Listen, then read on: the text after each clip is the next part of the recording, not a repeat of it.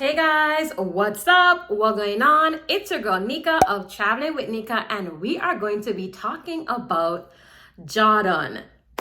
Y'all, by the time you are seeing this video, you should already be filled with Jordan content on your screens. If you are not following me on Instagram, you definitely should go follow me on Instagram because you're going to be seeing, short form content of various different things about my trip to Jordan. And today's video, we are going to be sitting down and talking about some general tips and things that I think that you need to know before you go to Jordan. And I would say that my trip to Jordan was incredible. It has definitely been one of my top 2023 trips, and it was just amazing. Okay, so let's get into the video. The first thing that I want to talk about is actually when it comes to the travel requirements to get into Jordan. So for me as a US citizen, I was required to have a visa to get into Jordan. And another part of the requirements to get into Jordan was actually a very simple travel declaration where they would give you basically a QR code once it's all completed. And you had to do that 72 hours before your arrival into Jordan. I was able to save money. We actually got Jordan passes. And with the Jordan passes, they give you access over 40 different attractions across Jordan, not only in the capital. And it also includes entry into the world wonder of Petra. So I actually highly recommend checking out the Jordan Pass if you are going to be staying in Jordan for 3 nights and 4 days, because that's the requirement to be able to get the Jordan Pass. So it basically would waive your visa cost and you would pay for the Jordan Pass and you won't have to pay for a visa, plus getting into all the other different attractions that you are going to be visiting while you are in Jordan. If you have time, I highly recommend doing like the mid-tier option, and it actually allows you to visit Petra in 2 days and not 1. We had the first option for the Jordan Pass where you only got to visit Petra in 1 day, and I definitely would recommend, if you do have the time, you should do 2 days in Petra. But definitely consider the Jordan Pass because you're gonna save time, money,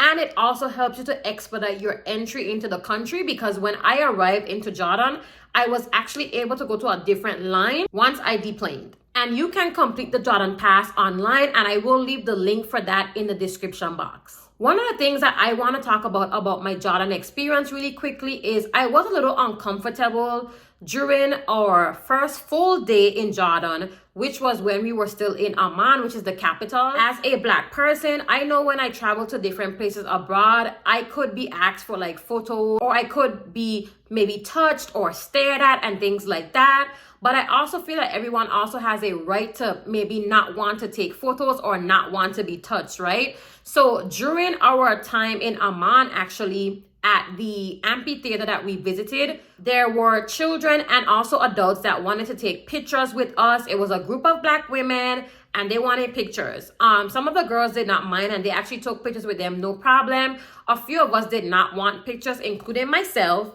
And I was definitely uncomfortable about the experience because for me personally, I don't want to feel like a spectacle. It could be something innocent that they have maybe not seen a lot of Black people before, but I just personally did not want to take any pictures, and I felt like that should have been okay. I even said like no, in Arabic and English. At one point, one of the girls actually followed me as I was going down the the steps in the amphitheater, and y'all, it made me so uncomfortable. So I just wanted to note that about my personal experience there. The other thing that I want you to know about Jordan is you should definitely be prepared for a lot of like cigarette smoking in public places. I would say that I definitely was not really expecting that, and they definitely had like hookah at like a lot of the different restaurants as well. So just be prepared for, people just publicly smoking. If maybe you have like asthma or any type of like, issues with, breathing in, smoke and things like that, and that cause you to have issues, keep that in mind. I did have my mask with me at certain times, and if it was overwhelming, then I would just use my mask. The other thing that I want to talk about when it comes to your visit to Jordan is actually regarding the long drives. So if you truly want to explore Jordan, I definitely highly recommend that you be prepared for the long drive. Just as an example, from Amman, which is the capital, to go to Petra is 3 hours alone. And that is not even including if there's like traffic or if you're making stops and things like that. So just keep that in mind that you're going to be driving long distances to get to some of these other cities, but it's definitely worth it, okay? It's definitely worth it. And speaking about Petra, y'all, Petra is a beast. And what I mean by that is be prepared for the heat, be prepared for the walking, and be prepared for the hiking. And yes, I said hiking because I did not expect that I would literally be hiking in Petra, okay? The walk from the beginning of Petra to the treasury, it's probably about maybe 30 to 40 minutes depending on like how fast you walk. I felt like that portion was okay, but then we were walking other places as well throughout Petra because Petra is huge. And that's why I also recommend that you kind of probably start your Petra journey in the morning. If you do only have one day, I would recommend definitely do it in the morning because also the heat, wouldn't be as, unbearable. But if you do have the 2 days, you can kind of just split up how you're kind of doing things. We only had like half a day to get through Petra. So it was definitely super intense, especially when we got to the monastery. Let me tell y'all, that thing took about like an hour from the treasury to get up there because I was out of breath, okay? And I don't think that I was really prepared for that. But it is beautiful if you do have the time and the energy and the effort to kind of do that hike. I highly recommend it. Some people actually cut their time down by taking like the donkeys and things like that. So make sure that you just bring cash with you as well for also souvenirs and of course water, because you need to keep yourself hydrated for sure when you are going to be navigating Petra. When it comes to where to stay in Petra, if you're only going to be doing like 1 or 2 nights and your main goal is to go into Petra and explore the World Wonder, for convenience, you may want to stay at the Movenpick Petra Hotel. That is literally right across from Petra. Like you can literally walk outside the hotel and see the entrance into Petra. So I highly recommend that hotel. That's actually where we stayed and it was definitely super convenient. The next thing I want to talk about is when you visit the bubble luxury hotels, which is supposed to be giving like a luxury glamping type of experience in Jordan, and this is actually located in Wadi Rum. You are literally going to be in the middle of the desert. It's definitely a great experience, but I want to kind of just warn you regarding the heat during the day. Our hotel did have AC, but it was definitely so hot. It took a while for that AC to really crank up during the day. In the evening, no problem. It definitely gets super freezing cold. And the one thing that I personally didn't really like is the lack of like outlets and things like that in the bubble hotel itself. But it was definitely an amazing experience being out in the desert like that. And we definitely did other activities and things that made that experience 10 out of 10. One of the other tips that I want to talk about is actually not skipping Amman when you visit Jordan. Honestly, if you do have the time, I highly recommend at least 1 to 2 nights in Amman so that you can explore the capital, because there's definitely tons of things to do.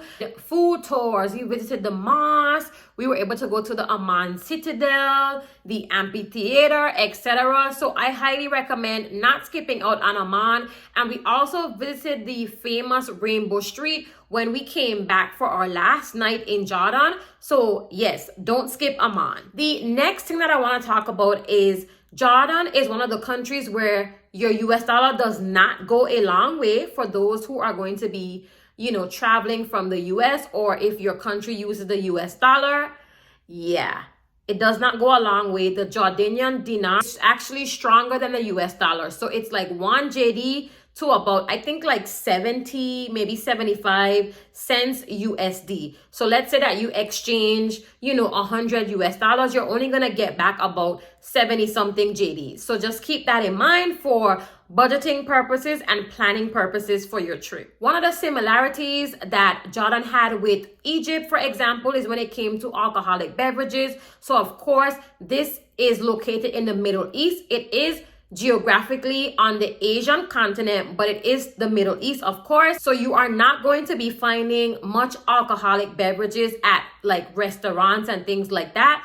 So just keep that in mind when you are going to be planning your trip to Jordan. But one of the things I would definitely say is the drinks be hitting though. Like they be having some really good mixed drinks and fruit drinks and things like that. So they were definitely tasting good. I do think by probably maybe about the last 2 days, I was kind of like, oh Lord, a cocktail would have really good with maybe this food that I was eating, but it wasn't a big deal. The next tip that I want to talk about is visiting the Dead Sea. No trip to Jordan is complete without a visit and a soak in the Dead Sea, okay? So we did the Dead Sea closer to the end of our trip, and we actually stayed at the Hilton Dead Sea, and the Dead Sea is literally right at the hotel. So we didn't have to like go anywhere. We just had to like literally walk all the way down. Also included like a mud bath, and then you could float in the Dead Sea. So if you did not know, the salt concentration is so high in the Dead Sea, you actually will naturally float. So even if you don't know how to like swim, you can't really like drown, okay? So just keep that in mind. And just a quick tip for individuals who may shave, definitely do not shave like at least I would say a few days before your visit to the Dead Sea, because you are going to feel it with that salt. I am telling you, don't do it, okay? The other tip that I want to talk about is, as I told you guys, for example, in Amman and other places in Jordan, the food experience in Jordan was 10 out of 10, okay? Y'all, as a foodie, I would say that Jordan was definitely one of the best places that I've visited that had so many different amazing food options. Like every city that we went to, like I ate so good throughout the time in Jordan. So open up your appetites. For example, like I enjoyed a lot of the lamb there. It was just incredible. Their bread, oh my gosh. And we actually got to make bread. Oh my gosh. This trip was so great, y'all. When it comes to getting around in Jordan, if I have to visit Jordan again, which I definitely wouldn't mind doing that, if I don't go the driver route, which is what we had for our group, we had a driver throughout the whole time. So we didn't have to really worry about, navigating too much on our own. Only like when we were in the city and we were not doing like group stuff, we took like taxi or Uber, which Uber was definitely available in Amman, for example, and taxis were widely available. So I would say that if you do want to like rent a car, I wouldn't see an issue with you also renting a car for you to get around if you are going to be like driving yourself to Petra and Wadi Rum, etc. I would definitely just recommend, of course, putting in times for you to like stop and, hydrate and relax yourself for those long drives. But it's definitely doable for sure. Based on just my experience being in Jordan, I personally wouldn't mind driving in Jordan. This is a tip that I always tell you guys when it comes to traveling abroad in other countries that do not speak, for example, English. If that's the language that you are used to, you need to make sure that you are learning a few words in that language. So for me, I actually learned a few Arabic words prior to my visit to Jordan. I, of course, learned other words as well and phrases. So that helped me really good with, communicating or just saying like thank you, yes, no, etc. And last but not least, definitely dress modestly when you are going to be in Jordan. And for example, we visited a mosque, and that was actually my first time visiting a mosque, but they actually did provide like a covering over our clothing. And I did bring a headscarf as well to have my hair covered.